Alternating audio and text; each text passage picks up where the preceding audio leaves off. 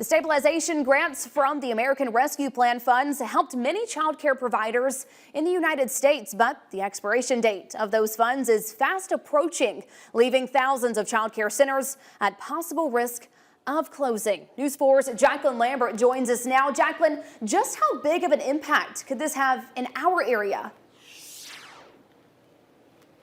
Well, the impact would be considerably big for Alabama's economy and workforce. In Southeast Alabama, there are nearly 200 child care providers, with 55 in Houston County alone. Many daycares depend on those funds to remain open. I spoke with one of those providers in the area who says that losing that funding could mean trouble for child care providers and the parents that depend on them.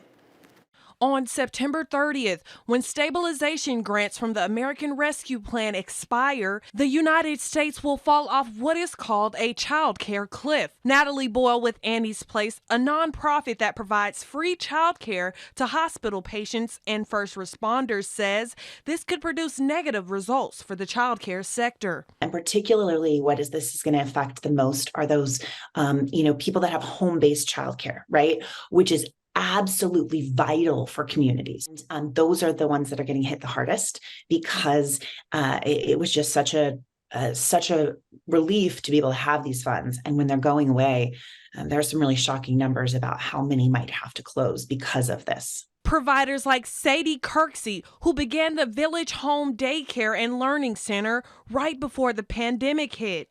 Actually, when I opened my daycare, I was open in January. I was closed down in March. It affected me in the way that my children were not even ready to, they weren't even adjusted yet. So then I had already left my job, so now I'm left with nothing. No way of providing funds for my home or anything like that. With the help of ARPA funds, she was able to reopen, much like many other child care providers who use the funds for things like daily operations and paying employees. The loss of these funds will make it hard for providers to pay their staff a livable wage. So what it did was provided us as providers the opportunity to give child care workers what they deserved all along, which was a livable wage. So once you start giving someone livable wages, it kind of boosts the morale. When you boost the morale, you boost the performance, you boost the quality.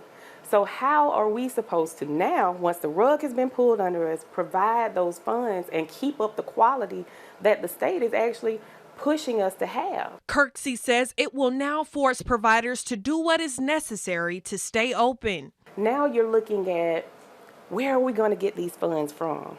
Now we have to push that off onto the parents because we're going to have to increase our fees. Once we increase our fees, who's affected? It's those middle class parents that it's going to affect the most. Those two-parent households who cannot take a chance at having someone stay at home to keep a child or anything like that. So basically, it's going to affect not only the child care provider, but also the families involved. As for the solution to this problem, both Kirksey and Boyle made pleas to lawmakers on the state and national levels to take action. We as child care providers are essential. Without us, they can't work.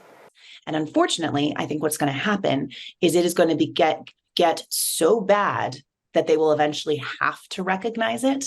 I just wish we could be a little bit more proactive and not wait until those 3 million kids lose their childcare spots.